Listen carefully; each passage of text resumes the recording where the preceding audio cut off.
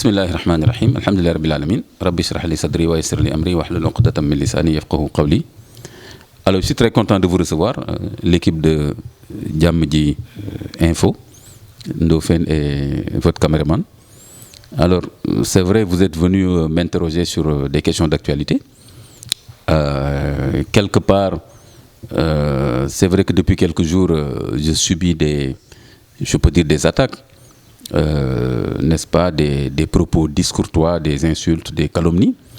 Mais bon, je considère que c'est beaucoup plus par malentendu, n'est-ce pas, par excès, n'est-ce pas, qu'autre chose. Je n'en veux à personne, n'est-ce pas, je pardonne à ces gens qui ont pris position sans connaître le fond du problème, et ceux aussi qui ont eu une mauvaise interprétation de ce que j'ai dit ou écrit. Alors, mais je crois quand même que j'ai le droit de défendre mon honneur, de défendre ma dignité et de m'expliquer, n'est-ce pas, et que chacun puisse assumer en connaissance de cause. Parce que c'est ça aussi que l'éthique du Coran nous enseigne. Quand vous recevez une information, il faut clarifier, vérifier, authentifier l'information, sinon vous allez être injuste envers des groupes de personnes et vous allez le regretter. Alors, quelle est l'information de base? C'est que, avec l'avènement de l'inauguration de la mosquée Massalikul Jinan, quelques jours avant, j'ai fait beaucoup de sorties, aussi bien à la mosquée du Point E que dans mes chroniques à iRadio, les matins, du lundi au vendredi, aussi bien, n'est-ce pas, dans d'autres déclarations, où j'ai magnifié, n'est-ce pas, la réalisation de la mosquée Massalikul Jinan comme étant une œuvre des mourides, mais au-delà d'eux, c'est une fierté pour la Oumma. Et que Serigne Touba, n'est-ce pas, recevra son salaire, n'est-ce pas, vu que c'est lui qui a éduqué une communauté et lui a fait comprendre la place, le statut et l'importance de la mosquée dans la vie du musulman. Et effectivement, le nom est bienvenu parce que la mosquée est une composante ou bien est une des voies du paradis, comme le dit le titre éponyme Massalikul Jinan. Mais jusqu'à présent, il y a des gens tellement énervés qui ne veulent plus voir ni entendre ce que j'ai dit pour magnifier, n'est-ce pas, Massalikul Jinan. Alors, j'en ai parlé d'ailleurs le vendredi même jour de l'inauguration, j'ai été l'imam moi-même, j'ai dirigé l'après ici à la mosquée du Point E, où je suis venu encore largement sur la signification et l'importance d'une mosquée en général et de Massalikul Jinan. Là aussi encore, c'était une preuve que j'en ai bien parlé. Je voudrais que donc les gens soient justes avec moi, soient lucides et n'est-ce pas, et abordent le problème de façon équilibrée. Alors, ensuite, ce qui a déclenché un peu certaines attitudes que j'ai trouvées bien sûr discourtoises, excessives, et qui ne font pas honneur à des gens qui se réclament de la voix de Serigne Touba. Parce que l'éthique de Serigne Touba, c'est connu, hein? C'est connu. C'est le respect de l'autre, c'est l'humilité, n'est-ce pas, etc. Moi-même qui vous parle, la première personne qui m'a enseigné le Coran, c'est un cheikh mouride. Mes premiers pas dans le Coran, c'était à Thiès, quartier Medina Fall. Ceux qui savent, savent. Alors, donc, voilà, j'ai fait un premier post pour magnifier l'avènement de cette mosquée, Massalikul Jinan. J'ai simplement attiré l'attention en disant attention à la sonorisation pendant quelques jours. Il me semblait qu'il y avait un volume très fort et pendant des heures, la journée jusqu'à 23 heures. Donc, comme je l'ai dit plusieurs fois, jusque dans notre mosquée, j'ai toujours du souci pour qu'on ne dérange pas les gens et pour que, n'est-ce pas, que les haut-parleurs ne grincent pas, etc. Et d'ailleurs, dans le Coran, on trouve des fondements à cela, qu'il ne faut pas trop élever la voix. Et le prophète sallallahu alayhi wa sallam a dit, même dans la mosquée, n'élève pas trop ta voix en lisant le Coran pour ne pas gêner, n'est-ce pas, ton voisin de mosquée. Alors, si c'est le prophète qui a dit ça, donc je n'ai fait que rappeler cela, donc je ne comprends pas. Qu'est-ce qui a été à la base de cette hostilité de certaines personnes par rapport à des fondements de l'islam? Et Serigne Touba lui-même dit de ne pas exagérer, de ne ni négliger, ni exagérer dans la pratique du culte, etc. Donc, je n'ai pas compris. C'est pourquoi je pense que c'est Satan qui a encore mis en place ces stratagèmes et a emporté certains. Et certains, malheureusement, qui croient qu'ils défendent Serigne Touba, le mouridisme, l'islam, le Coran, alors qu'ils en donnent une mauvaise image. Voilà tout ce que j'ai dit sur cela. Il y a des gens même qui me reprochent en tant qu'imam de détester le Coran. Mon Dieu, c'est terrible, subhanallah. Donc, voilà. Ensuite, le deuxième poste, j'ai parlé de, n'est-ce pas, de la rencontre, ce qu'on a appelé la réconciliation entre Abdoulaye Wade et Macky Sall. J'ai simplement dit que pour moi c'est une poignée de main. Ils avaient déjà fait ça avec Seigne Bara, etc. De toute façon, pour moi, il n'y a pas de problème pour les Sénégalais entre Wade et Macky Sall. S'ils ont des problèmes privés, ils n'ont qu'à les régler. Mais le problème des Sénégalais, c'est est-ce qu'il y a un problème dans la gestion de l'État, dans la gouvernance de l'État entre Abdoulaye Wade et Macky Sall? C'est ça qui nous importe, pour le citoyen simple.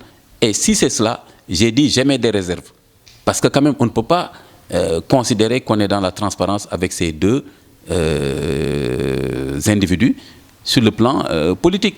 Parce que le président Macky Sall a posé des actes, voilà, on peut penser ce qu'on en pense, mais côté transparence, il y a quand même beaucoup de réserves. Abdoulaye Wade, la même chose. Donc je me suis dit, ben non, s'ils disent qu'ils vont se réconcilier, il faut qu'ils expliquent aux Sénégalais quel était l'objet de leur divergence et en quoi est-ce que maintenant ça devient réglé et c'est bien pour l'avenir du Sénégal. C'est tout ce que j'ai dit. Là aussi, je n'ai pas compris la réaction de certains qui se disent mourides, parce que c'est une question là qui est une question politique. Donc j'ai donné mon avis, j'ai essayé de proposer une analyse politique et citoyenne. Je ne comprends pas pourquoi quelqu'un qui se réclame du mouridisme, qui défend Serigne Touba, m'attaque sur une question juste où j'ai donné un point de vue sur deux personnages politiques qui ont marqué l'histoire du pays et qui doivent des comptes à la gouvernance du Sénégal. Voilà. Le troisième point, j'ai fait un post sur l'effigie de Serigne Touba. N'est-ce pas? Il y a quelqu'un qui a fait dans sa page Facebook une représentation de l'effigie de Serigne Touba, n'est-ce pas, très bien dimensionnée, et avec la mosquée Massalikul Jinan, l'image de la mosquée Massalikul Jinan, à ses pieds, en petite taille. Et je lui ai dit que je ne pense pas que ce serait apprécié par Serigne Touba lui-même, parce que tout le monde sait que Serigne Touba lui-même était par terre, il dormait par terre, il mettait le Coran, les livres de Coran sur son lit et les livres de Qassaïd, les feuillets de Qassaïd. Donc cela veut dire qu'il donnait tellement d'importance au Coran qu'il trouvait que lui-même devait se rabaisser et être par terre. Et s'il était dans les mosquées aussi, il était tout le temps assis avec ses talibés. Et dans la mosquée, c'est seulement des positions d'humilité qu'on connaît. Il faut regarder le lieu de la prosternation, il faut dire des invocations qui magnifient la grandeur de Dieu, se prosterner, etc. Donc je lui ai dit, je pense que Serigne Touba, s'il était venu, il n'aurait pas voulu qu'on mette son effigie comme ça, en grande taille, et qu'on mette la mosquée en petite taille sous ses pieds. Donc je pense que ce n'est pas une bonne représentation. Donc là, je parlais de cette représentation que j'ai vue dans une page Facebook. Et voilà, il y a encore des gens qui ont fait des sorties. Oui, qui m'ont insulté, etc. Voilà, en plus, c'est un menteur, parce qu'à la mosquée Massalikul Jinan, il n'y a pas des photos de Serigne Touba dans la mosquée, etc. Je n'ai jamais dit qu'il y avait des photos de Serigne Touba dans la mosquée. J'ai parlé de représentation qui circule dans le net, et pour moi, qui ne reflète pas l'enseignement de Serigne Touba. Il n'a jamais voulu mettre en avant sa personne, et surtout devant le Coran, devant une mosquée. Là aussi je n'ai pas compris les sorties hostiles de certaines personnes qui ont commencé à dire oui, il n'aime pas Serigne Touba, il n'aime pas la mosquée, il ne fait que des critiques, etc. Alors qu'au contraire, ce que j'ai critiqué, entre guillemets, où j'ai émis des réserves sur certaines choses, c'est mon rôle de le faire. Il faut que les gens comprennent ça. Mon rôle, ce n'est pas de faire plaisir aux gens, de dire vous êtes parfait, etc. Mon rôle en tant qu'imam, c'est de donner les enseignements de l'islam. Je peux me tromper, mais qu'on me corrige sur des arguments. Et je suis sûr d'une chose, c'est que les érudits, les sachants mourides, sur ces questions-là, ce que j'ai dit sur la sonorisation, ce que j'ai dit sur l'effigie de Serigne Touba, hein, eux-mêmes ils le disent, ils disent qu'il n'y a aucune effigie de Serigne Touba, ni à Touba, ni dans les autres mosquées. Donc on est d'accord sur le principe.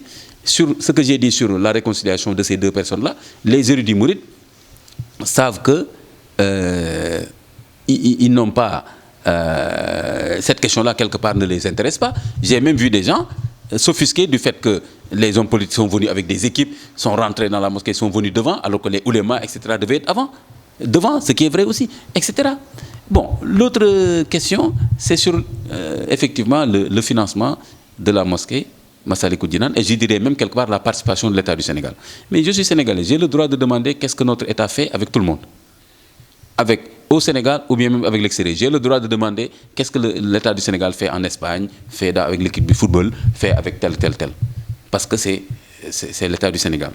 Et je sais que le président Macky Sall a un programme de modernisation des cités religieuses. Il y a même des gens, je peux dire purs et durs laïcs, qui considèrent que l'État n'a pas à faire ça. Moi, je ne suis pas de ce point de vue. Je suis du point de vue qu'on peut avoir un modèle de laïcité soft.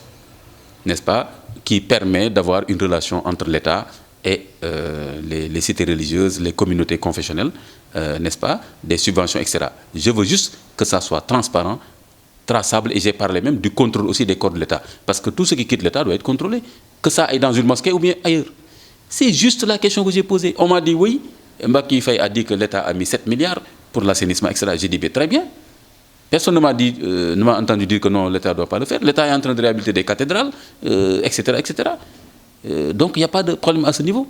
Donc j'ai voulu juste comprendre quelle est la nature des relations entre l'État et ces établissements-là. J'ai eu la même position sur la question de l'institution Jeanne d'Arc. Je me suis dit, au-delà de la question de l'exclusion des jeunes filles, qui est déjà une question vraiment terrible, je me suis dit, mais tout cela, c'est que quelque part, l'État n'a pas défini clairement les écoles. S'il y a des écoles privées confessionnelles, qu'on sache quel est leur statut et que les musulmans le sachent. Ils ne vont jamais envoyer leurs enfants dans une école purement religieuse chrétienne. Hein? Si c'est une école privée chrétienne mais laïque, les musulmans ont le droit d'y aller. Si c'est une école privée musulmane, ou bien, etc., que les musulmans sachent. Donc je me suis dit, tout ça, c'est parce que l'État ne définit pas très clairement. Chaque chef d'État, par exemple, Abdoulaye Wade avait des relations particulières avec les chefs religieux. C'était loin d'être, je peux dire, transparent et républicain. Tout le monde le sait. Et je le dis, et je l'assume. Macky Sall aussi, plus ou moins. Hein, on sait, voilà, son programme, au moins, est plus institutionnel, parce que c'est un programme qui est budgétisé, qui est fait par des institutions de l'État. Donc c'est des questions de fond comme ça que je voulais poser. Donc je ne vois pas comment on s'est débrouillé, bon, c'est mes ennemis certainement, et Shaitan, Satan, n'est-ce pas, pour essayer de créer un problème que je trouve effectivement un problème dangereux, mais en même temps, si ça réussit, ce serait dommage. Parce que moi, aujourd'hui, je me positionne comme étant un acteur, n'est-ce pas, de l'islam, n'est-ce pas, de l'intérêt public, de la bonne gouvernance. Si on parvient à me mettre en mal avec la communauté mouride qui représente ce qui représente au Sénégal, effectivement, ce serait un échec pour le Sénégal. Par contre, si je travaille de façon étroite avec toutes les communautés, mourides, Tidjane et les autres associations islamiques, même l'Église et tout ça là, en parfaite collaboration pour la stabilité du pays, pour la bonne gouvernance du pays, alors il y a des gens que cela dérange. Peut-être que c'est ces gens-là qui sont en train de faire un peu du n'importe quoi. Mais en tout cas, j'appelle les gens à la lucidité, au calme, à revenir à mes postes, à ce que j'ai vraiment dit, et je suis prêt à discuter, n'est-ce pas, dans le respect mutuel. Mais je condamne les sorties discourtoises, n'est-ce pas, et j'ai le droit de donner mon point de vue, personne ne peut m'empêcher de le faire, et, n'est-ce pas, de défendre mon honneur, et n'est-ce pas, de me positionner dans le terrain, dans l'espace public, chaque fois que je le veux. Personne ne doit me faire la leçon. Pourquoi tu as dit cela? Pourquoi tu n'as pas dit cela? Pourquoi tu l'as dit hier? Pourquoi tu ne le dis pas demain? Etc. Donc, je respecte tout le monde, n'est-ce pas, et je voudrais que les gens reviennent à la lucidité et à un débat citoyen apaisé. Je vous remercie.